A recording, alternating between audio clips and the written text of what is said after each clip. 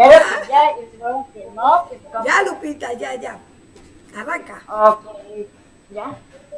Muy buenas tardes a todos, bienvenidos a nuestro programa Oasis de Escritores Dominical. Ya saben ustedes que cada domingo este grupo se distingue por el tipo de invitados que tenemos. Somos así exclusivos, casi todos los que integramos este hermoso grupo. Así que para ingresar es un privilegio estar aquí, Sara Martínez. Bienvenida, nuestra querida invitada el día de ahora, pero antes quiero mencionar que nos acompaña nuestro Martínez desde Guadalajara, el maestro Urbina de la Ciudad de México, y Saura de Colombia, que es nuestra coordinadora general, Merche querida, que ella radica en Zaragoza, España. Sara es una persona que se ha distinguido por muchas cosas que ella ha aportado a la educación. Para empezar, diremos que ella es una escritora mexicana y profesora normalista, licenciada en educación física, maestra en administración con especialidad en cultura física, maestría en ciencias de la conducta, de la educación concluida también, especialista en terapia física y rehabilitación. O sea, eres una especie de monería, Sarita. Un Ahorita nos poquito. vas a explicar qué es, en qué consiste tu libro que has titulado La familia, el origen del triunfo y la maldad. ¿Qué te llevó a todo esto? Pero antes quiero ahondar precisamente que ha trabajado en los diferentes niveles educativos, primaria, secundaria, media, superior, en educación pública, también en licenciatura en el Heroico Colegio Militar. Fíjense nada más que investidura tan grande le dio eso a ella como maestra. Ay, también ella está en universidades privadas y actualmente es directora en Escuela Secundaria General en el Estado de México. Para empezar, ella ha convertido su libro de la familia El origen del triunfo y la maldad, lo convirtió en bestseller. Sarita, bienvenida. Oasis es tu casa, te repito. Para nosotros es un honor que estés aquí en este domingo 12 de abril. ¿Qué fue lo que te llevó a escribir este título, este libro con ese título? O sea, pudiste haber puesto otro título diferente, pero la familia, el origen del triunfo y la maldad como que es una mezcla de muchas cosas que tú has vivido durante tu trayectoria profesional y durante tu carrera como docente. Eso creo que has llevado a cabo a imprimir tus letras a través de un libro titulado La familia, el origen del triunfo y la maldad. ¿Nos quieres, por favor, decir en qué consiste? O si quieres también ahondar en el tema de cosas que tú has hecho y que a mí se me pasó, con gusto. Es tu tiempo, es tu programa, es tu casa. Bienvenida. Gracias, Marilu. Pues primeramente quiero agradecer a todos ustedes, a Marilu, la invitación a estar aquí y darme la oportunidad de transmitirles la información que está en este libro. Pues mira, contestando a tu pregunta, a mí me llevó a escribir este libro toda la tragedia, todas las situaciones emocionantes que he vivido a lo largo de la vida profesional, porque como tú lo acabas de decir, he pasado por todos los niveles. Sin embargo, me di cuenta que primaria y secundaria es donde más el alumno absorbe todo lo que está en el medio ambiente. Lo que la familia pueda hacer por él o dejar de hacer por él va a determinar en mucho lo que éste haga en el futuro. Yo trabajé también en preparatoria y de preparatoria en adelante me doy cuenta que efectivamente si la familia apoya al joven, este lo más seguro es que triunfe. No quiere decir que esa sea una regla general, pero si la familia no apoyan. Entre secundaria y preparatoria es el lugar justo donde pueden seguir un camino apropiado para una vida sana o desviarse del camino.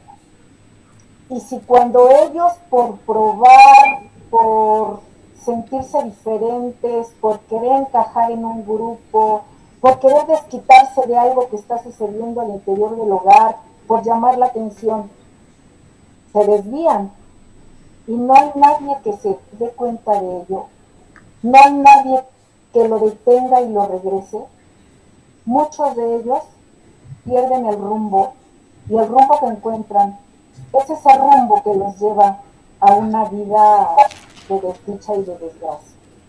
Afortunadamente, no todo es el medio ambiente, es una influencia muy importante.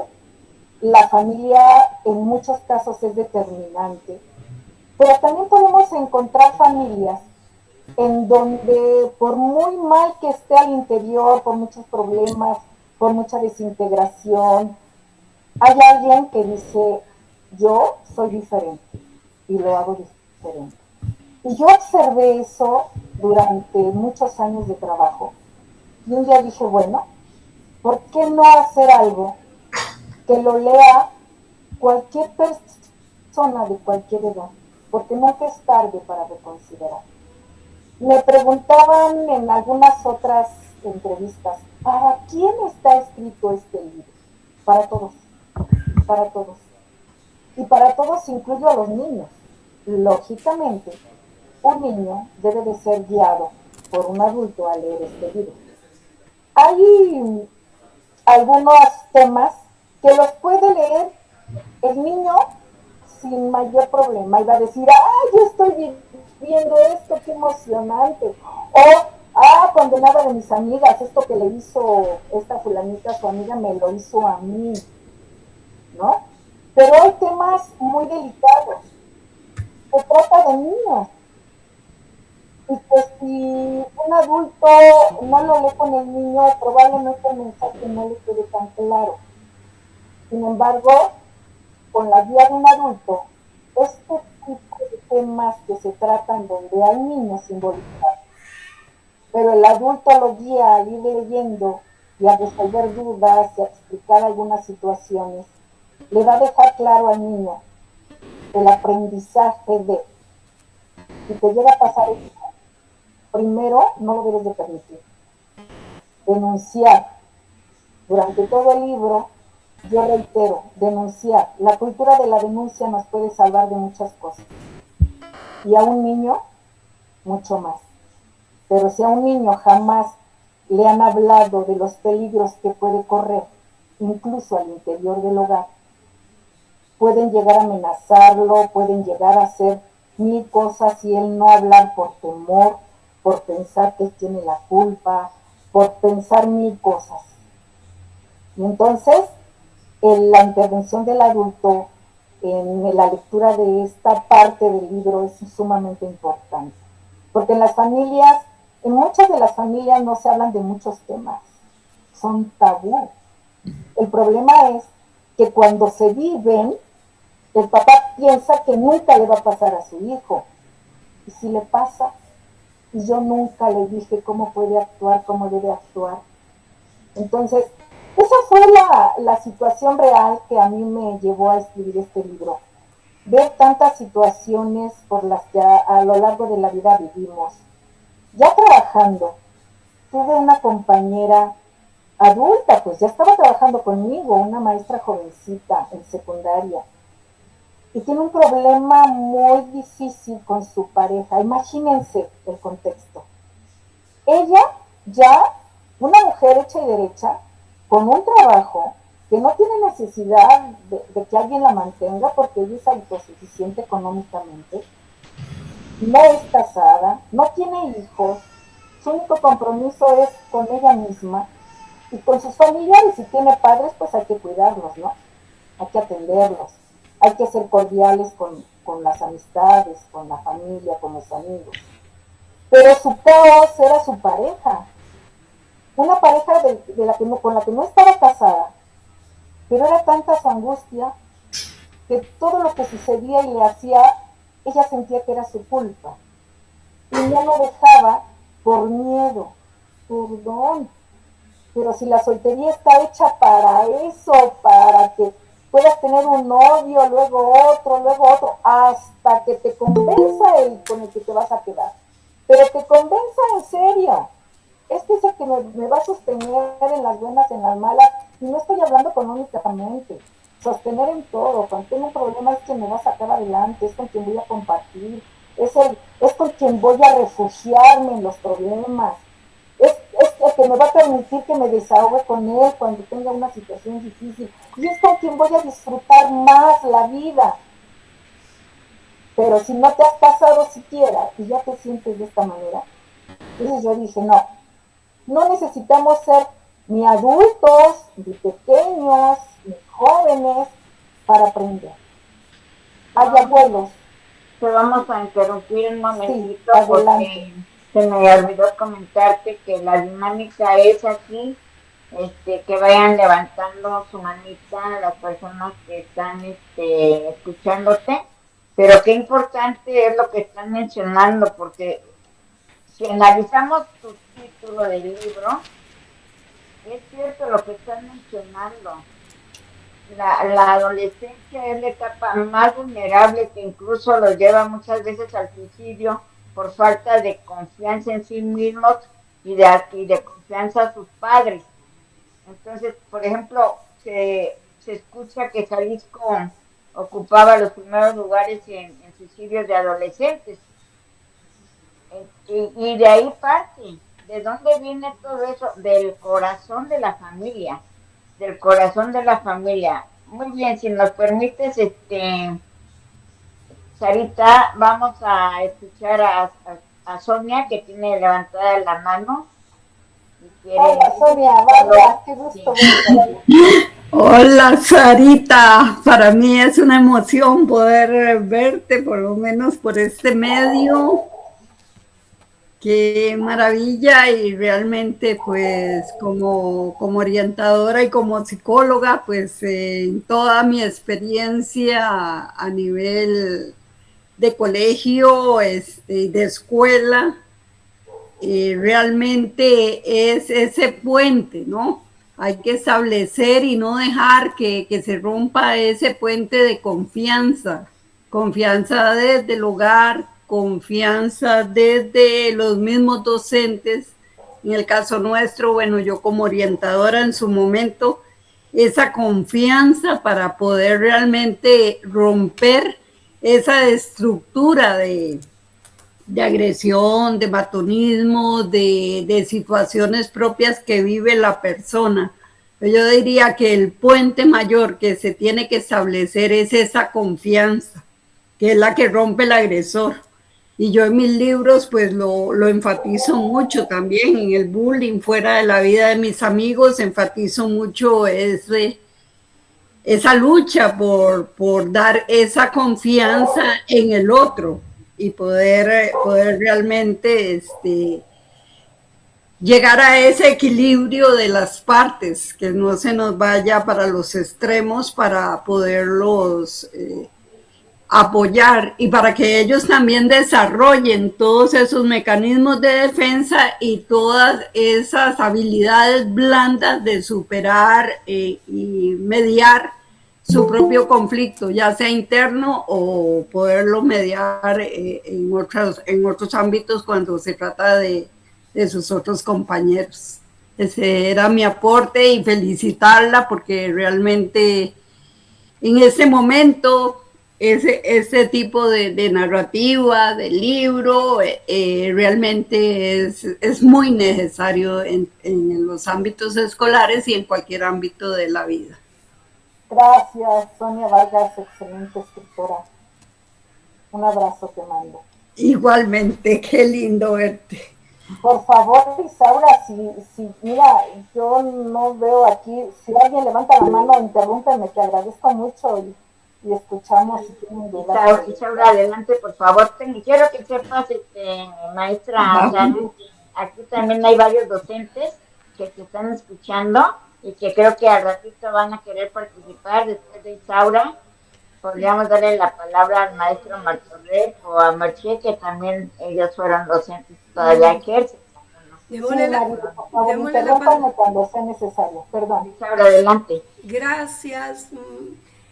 Sara, ¿cuáles son los cambios más significativos que ha observado en la estructura y la dinámica familiar en este periodo o en el periodo que tomas como referencia dentro del libro? Mira, esa es una pregunta súper importante, de verdad, gracias por hacerla. Quien lee el libro se va a dar cuenta que hay narrativas desde una persona adulta mayor, todo lo que vivió, lo rico que fue estar en la calle sin temor a que te fueran a asaltar, a robar, a secuestrar. En estas mismas lecturas narrativas, en estas narrativas, se va dando cuenta el lector de cómo van cambiando las etapas de la vida en algunos sentidos, pero en otros sentidos sigue igual, con un contexto diferente, pero con la agresión hacia ciertos sectores vulnerables igual. Entonces, ¿qué ha cambiado? Miren, el libro consta de 12 capítulos. Los padres, los abuelos, los tíos, los hermanos, los primos, los padrinos, la pareja, los amigos, los compañeros de trabajo, la escuela. Hay un capítulo que se titula ¿Y yo? Y el último que dice a manera de conclusión. Y respondiendo a tu pregunta, la situación actual con las familias ha cambiado porque antes se preocupaban por qué íbamos a comer al siguiente día y trabajaban. Sea en casa o sea solo una de las dos partes, comúnmente era el hombre el que salía a trabajar y dotaba a la familia del recurso. Y la madre estaba a cargo de la familia. Era una situación menos complicada que ahora, porque no tenían muchos temores que tienen los padres de ahora, que se van y que dicen, mi hijo se va a quedar solo, ¿con quién se va a quedar? ¿Va a estar bien? ¿No va a estar bien? Pero esa preocupación no quita que tanto antes como ahora, pero ahora es más notorio, el padre con toda esa preocupación se deslinda de los hijos. El hijo de antaño jugaba al bote pateado, a las escondidillas, adentro de la casa y en la calle, a los encantados, a la roña, a muchas cosas de movilidad.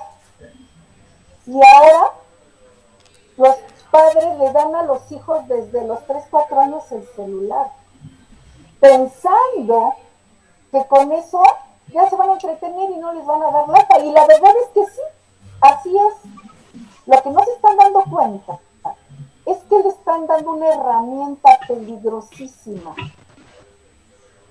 Si nosotros nos venimos a las estadísticas, hay muchos jovencitos desaparecidos y todo se origina en una red social, porque ahí es un ambiente justo para captar su atención, hacer que piensen situaciones de acuerdo a su edad, hacerlos que se salgan de su casa y no los vuelven a ver.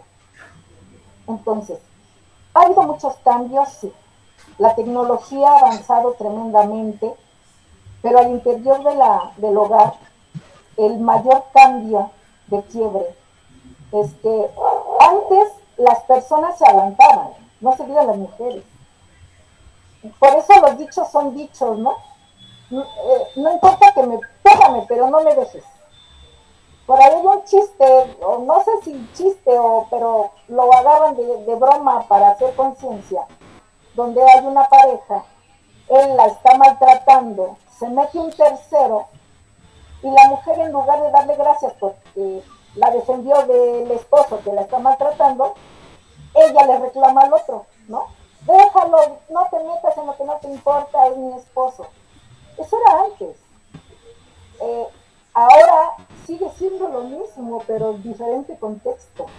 Ahora las propias mujeres, yo no sé si ustedes conocen, pero yo conozco jovencitas que permiten que el novio las agreda, que las amenazan, y que ellas mismas, cuando les dicen, oye, ¿cómo estás con este fulano? Si hace que tú le pagues todo, te maltrata, anda con otras. Y yo no sé si piensan que se les va el tren, y son pequeñitas, 19, 20, 21, 23, 24 años, y lo soportan. Entonces, lo que sí les puedo decir es, la educación de antaño, en el sentido familiar, era mucho mejor, creo yo. A mis 58 años, 59 años de edad, bueno, ya van a ser 59, les puedo decir que eso que dice nuestra generación de la nalgada a tiempo, creo que tenía mucho que ver. Ahora, la nalgada se la da el hijo a la madre. Y miren, permítanme, por favor, interrúmpanme si alguien quiere decir algo, porque si no yo me sigo de corrido. Voy a hacer unos comentarios así muy precisos para hacer la diferencia entre el triunfo y la maldad del libro. El primer capítulo de los padres. Los padres de antaño, que eran los que nos proveían, el que nos daba todo, el que se quedaba sin comer para darnos a nosotros, los que decían, pues no habrá puros frijoles, pero los materiales de la escuela no faltan, y vas a ir a la escuela porque el que aquí no estudia, trabaja. Y entonces uno creció con la cultura de la escuela no es una opción, es una forma de vida. Pero en esa misma época está la otra parte. A ver si ya te sales de la escuela porque te hace falta que ayuden. Ya vete a trabajar. Y tanto antes como ahora, los jóvenes decían, antes dicen, sí, ya no alcanza, voy a ponerme a trabajar.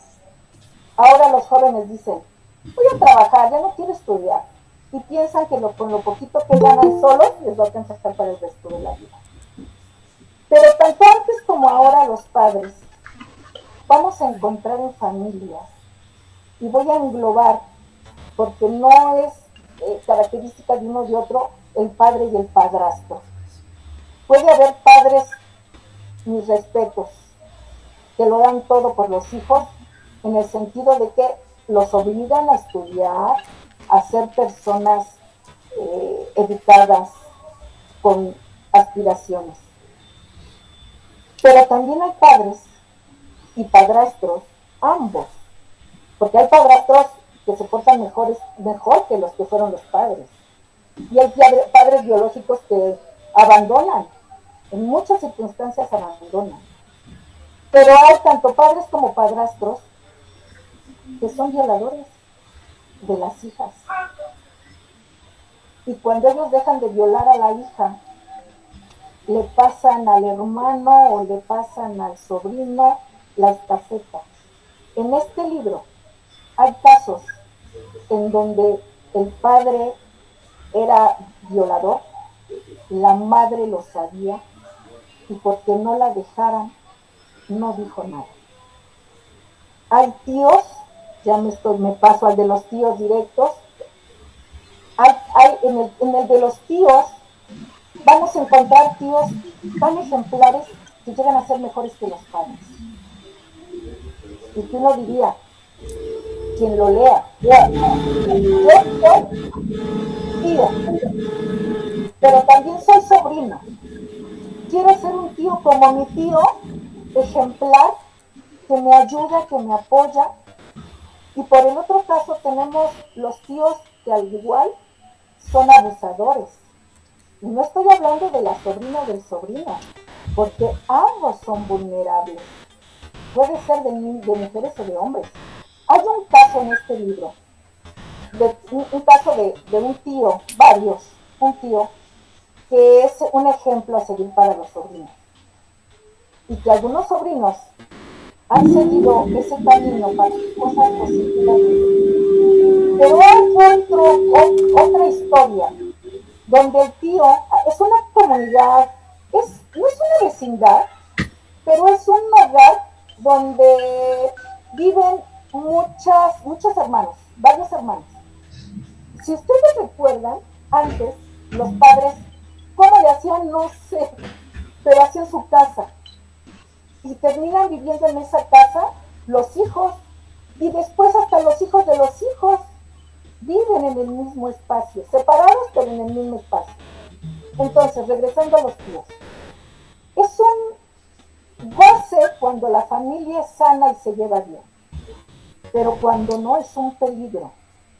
Hay espacios ciegos.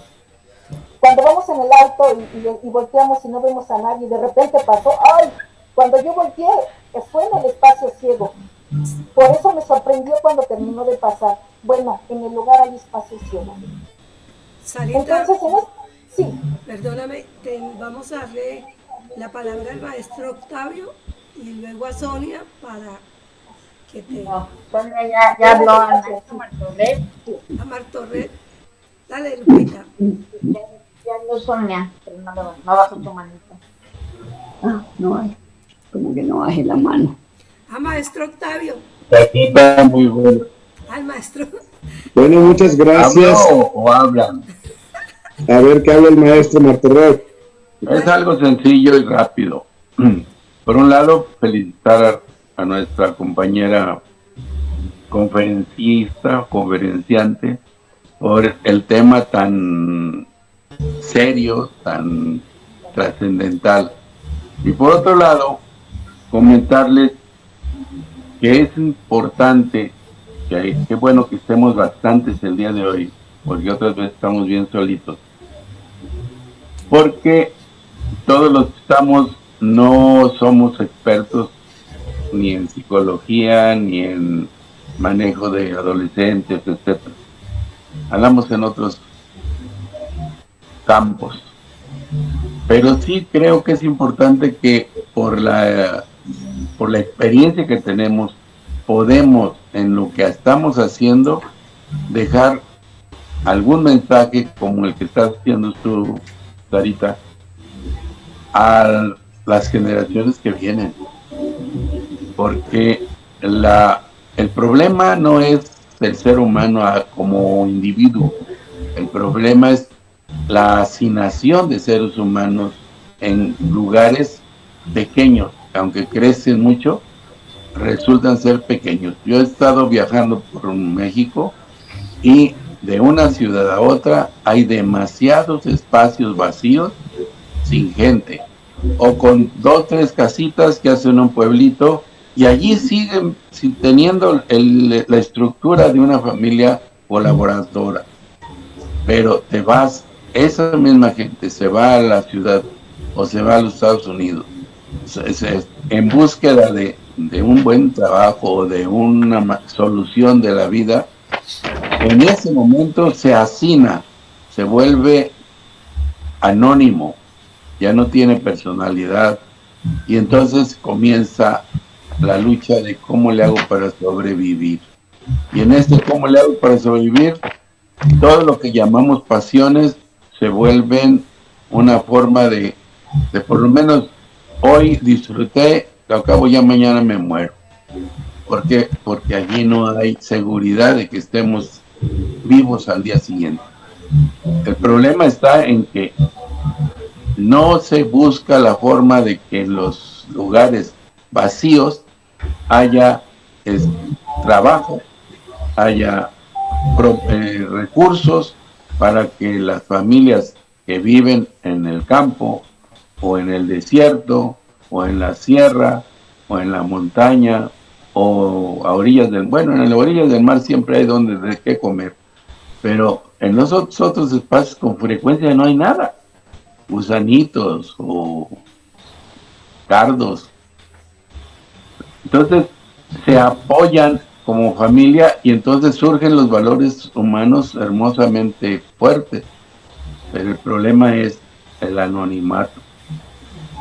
Nos venimos a la ciudad y ni siquiera los vecinos, que fue un elemento que creo que te faltó anotar por ahí, no tomamos en cuenta a los vecinos porque ni siquiera nos saludan. Vas al rancho y te saludan todos, aunque no sean familia. Buenos días, buenas tardes, buenas noches. Y si sienten que alguien necesita algo, van y le llevan el cafecito, o le llevan la frutita, o le llevan algo. Compañía, por lo menos. Acá no. Acá nos encerramos en nuestras casitas, o donde sea, ya sea casón o casita o departamento, y ahí nos la pasamos en soledad a veces, o hacinados los 3, 4, 5 familias en un cuartito. Ese es el problema. El anonimato, el de no saber, no sentir que es uno importante ante alguien. Gracias. Con gusto. ¿Alguien más quiere comentar algo? Sí, como no, muchas gracias. Pues bueno, antes que nada, felicidades por estar aquí, Sara. Y efectivamente, yo como dice el maestro Martorell, cuando hay comunidades que son poco pobladas, hay una identidad y hay un poquito más de personalidad. En cambio, en las ciudades, cuando crece, todo esto se pierde. Si a esto le sumamos la tecnología, que muchas veces en la idiosincrasia de otros países viene a modificar nuestro pensamiento, nuestra cultura, nuestra manera de ser, entonces todo eso va influyendo. La tecnología en aras del progreso va destruyendo estas raíces que son muy importantes. Y hoy en día, como dices, a los pequeñitos se les entrega la tecnología, es un arma poderosísima, es como darles un cuchillo a un infante, porque el cuchillo te puede destruir completamente. Entonces, sí, me ha tocado trabajar en comunidades como Tepito, donde vive en una sola habitación 3 o 4 familias. Entonces, imagínate nada más, como dice el maestro, es una supervivencia tremenda y donde la autoestima se pierde, y entonces ahí es a donde va tratando de sobrevivir el más fuerte. Y esa supervivencia la van logrando a través de esa maldad, de ser el más fuerte, de ser el más gallo, el más toro. Entonces, ahí es a donde vienen todos estos conflictos, que tendríamos que verlo, no nada más como sociedad, sino como gobiernos, como padres. ¿Por qué? Porque esto nos está llevando a una destrucción de la sociedad, de la humanidad. Hoy lo vemos en otros países, la guerra, el poder, el querer conseguir todo lo que es energía, lo que es economía para tener un control. Eso mismo que sucede en el mundo global, sucede en las familias en pequeña escala. Entonces sí, tenemos que retomar todo eso que es natural, tenemos que retomar todas nuestras raíces. Hoy en día la tecnología la podemos utilizar para el bien, como este tipo de programas, este tipo de situaciones, a través del arte, a través de la cultura, difundiéndolo. Creo que podemos hacer mucho. Entonces, pues los felicito, te agradezco y ojalá podamos leer ese libro y podamos difundirlo porque hace mucha falta en este mundo. Gracias. ¿Alguien quiere más hablar o continuamos? ¿Qué dices, Nafi? ¿Qué dices de todo lo que te han comentado hoy, ahorita, por favor? No te escuché bien, Marilo. Sí. ¿Y qué dices de todo lo que te han comentado? ¿Qué podrías decir? Qué gran razón tienen. Y para allá vamos, fíjense. Ahorita van a ver por qué les digo que tienen una gran razón.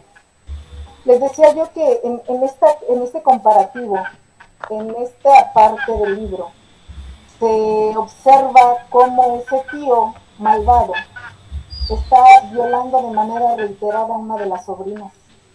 Y nadie se da cuenta. No se da cuenta los padres, no se da cuenta ninguno de los que viven en este espacio. Y la niña no dice nada porque está la amenaza de por medio. Si le dices a tu madre, la mato. O sea, a la hermana, ¿no?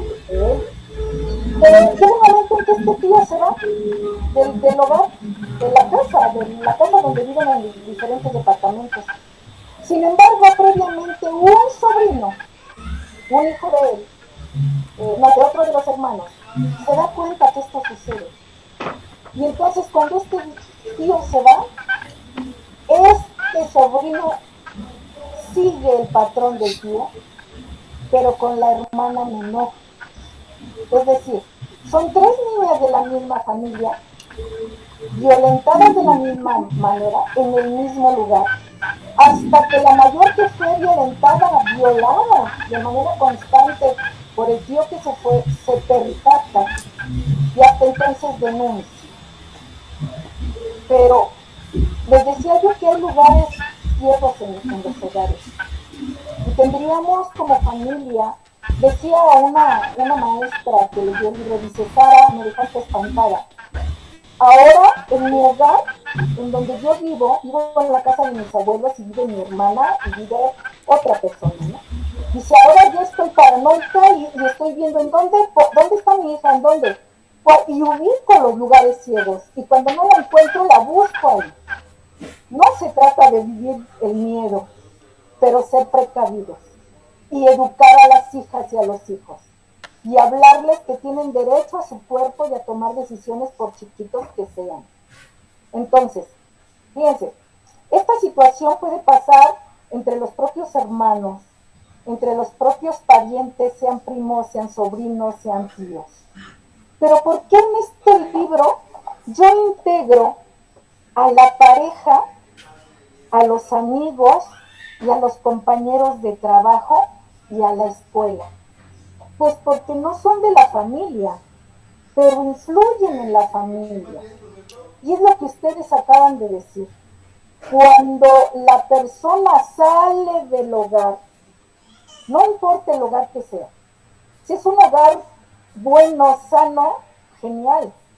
Si es un hogar con problemas, allá afuera, el responsable no se da cuenta que los hijos que están sufriendo al interior, cuando salgan, van a encontrar qué hacer o con quién desahogarse de todo lo que están viviendo ahí.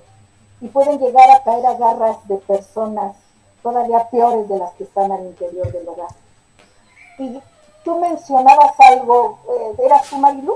¿O Sonia? ¿Quién mencionó del suicidio? Bien. El suicidio está en un nivel muy tremendo en estas etapas de la vida, en el adolescente. Fíjense, les voy a dar tan solo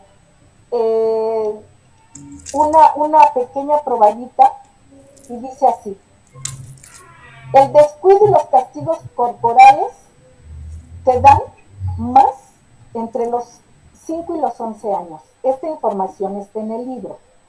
El hostigamiento, la intimidación y el acoso se da de los 6 a los 17. Y no estamos hablando solo hacia el interior o fuera. Se da al interior y se da fuera, en todos los medios ambientes, ¿no? La violación sexual se da entre los 5 y los 18 años. ¿Y de cuánto nos enteramos?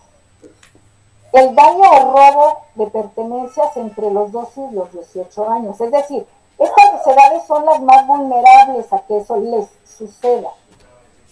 Dentro de el matrimonio infantil, y esto a mí me sorprendió, sigue dándose entre los 11 y los 17 años. Claro que cuando hablamos de los 11, pues estamos hablando de lugares, de esos lugares de los que hablan los maestros, ¿no? El suicidio se da entre los 7 y los 18. El homicidio de los 6 a los 18. Y entonces aquí, no sé si ustedes escucharon una noticia no hace mucho. Una mamá le quitó el celular a un adolescente. Dame lo que se lo quitó, no porque ocupan muchas horas en eso. Se suicidó. ¿Qué tiene que pasar al interior? ¿Y qué tuvo que pasar durante meses, a lo mejor años, para que una adolescente, porque le quitan un celular, se suicide? Y en la calle podemos encontrar de todo. Yo les decía, los amigos te pueden ayudar a triunfar o puedes encontrar en ellos la mayor maldad.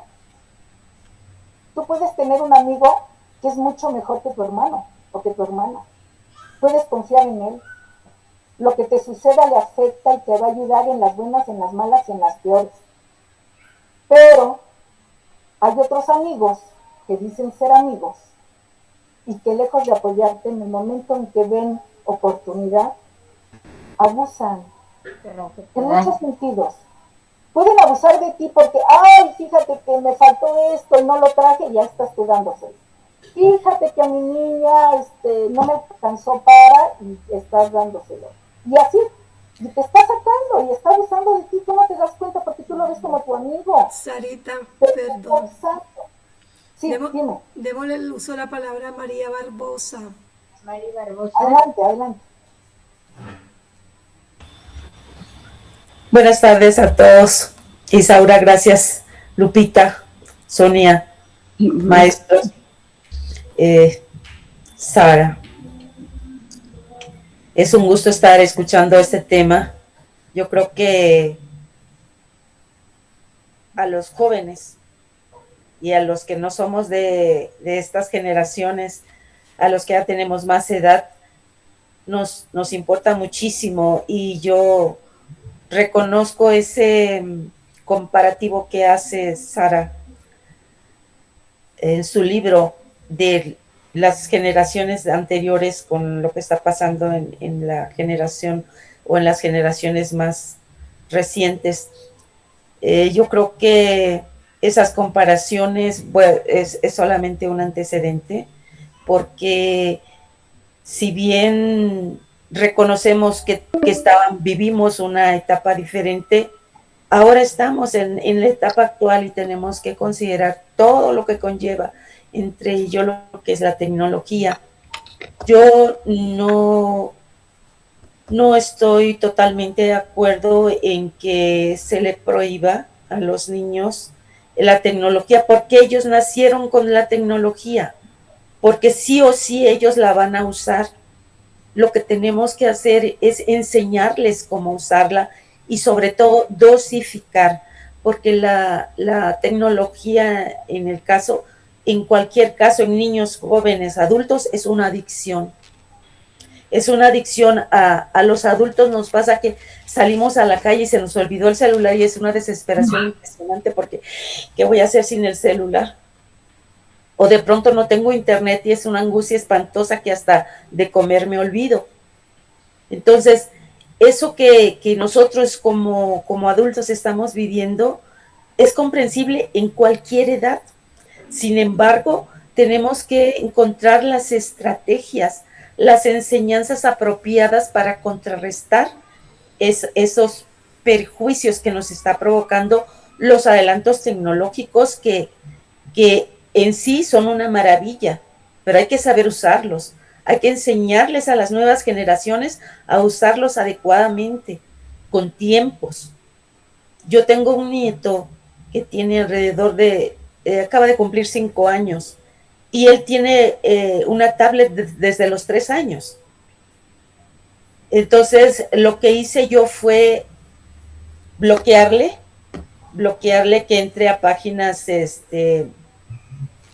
para jóvenes, para adultos, y entonces establecí juegos propios de niños y también aplicaciones que les enseñan hábitos como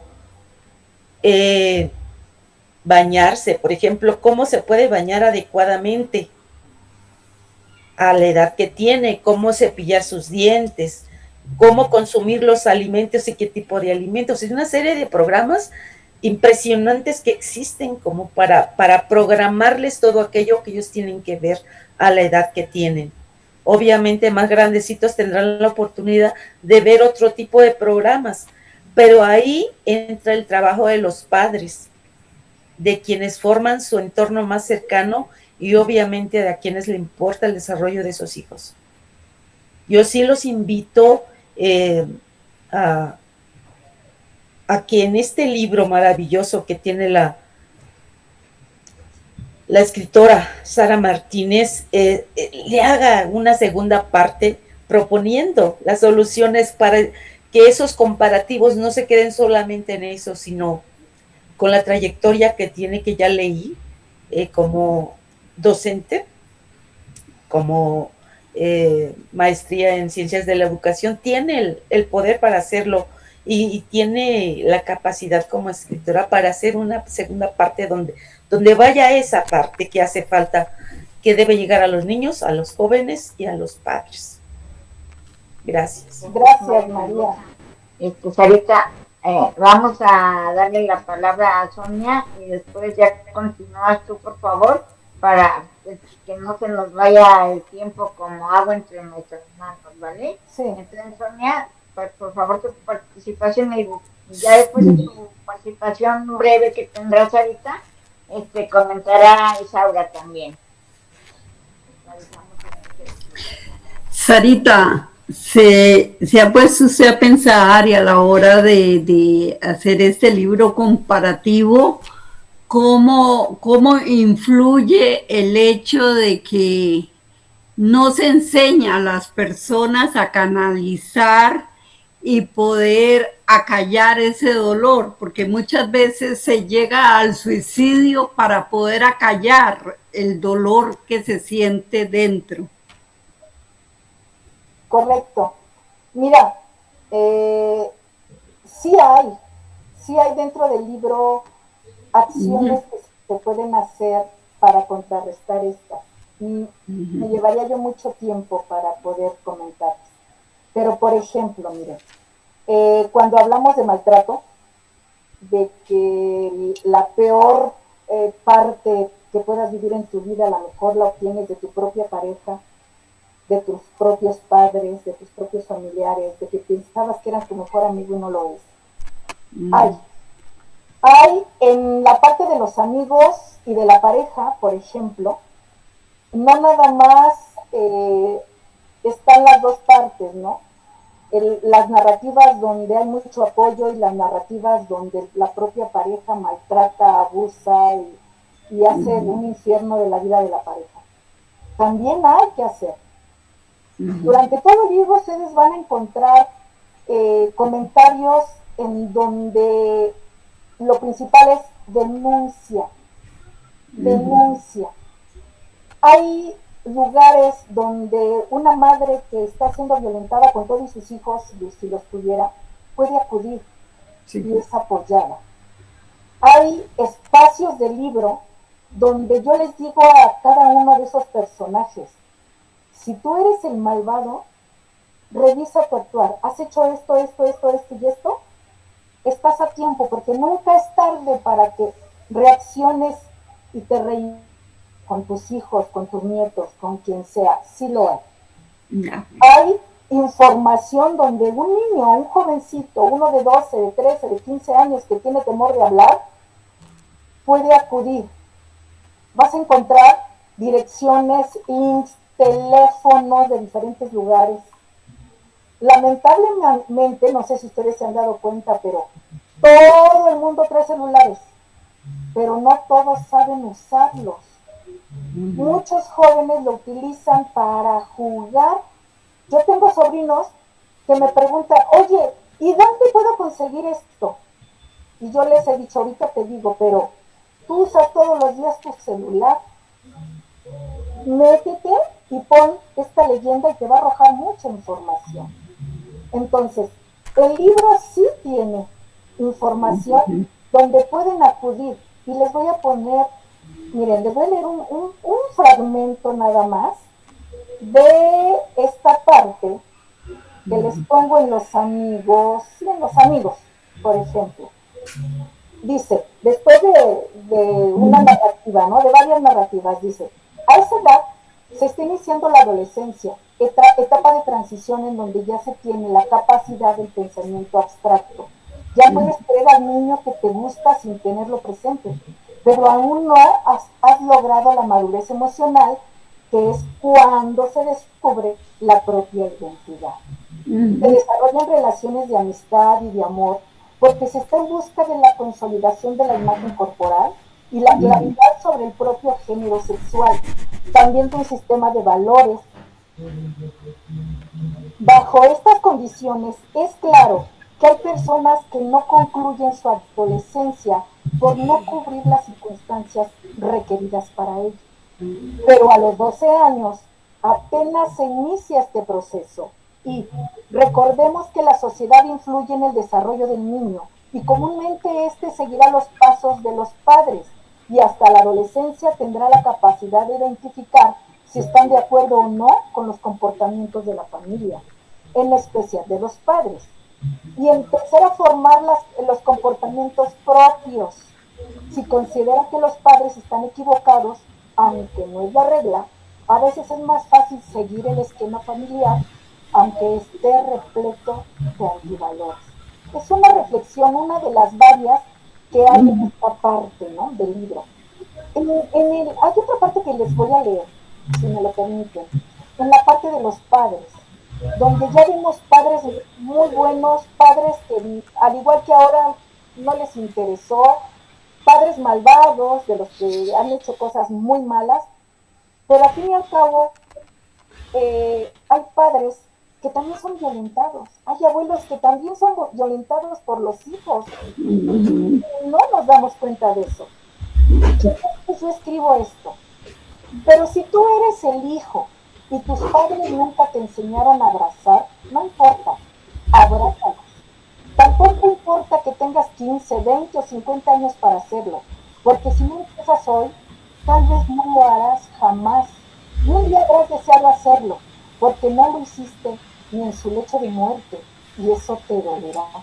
No importa si las primeras veces te sientes raro, incómodo o cursi, posteriormente lo disfrutarás y seguro él te lo agradecerá, aún sin decirlo, y así podrás disfrutar más de ello, expresar tu amor con más confianza. Y sigue la reflexión. Y entonces,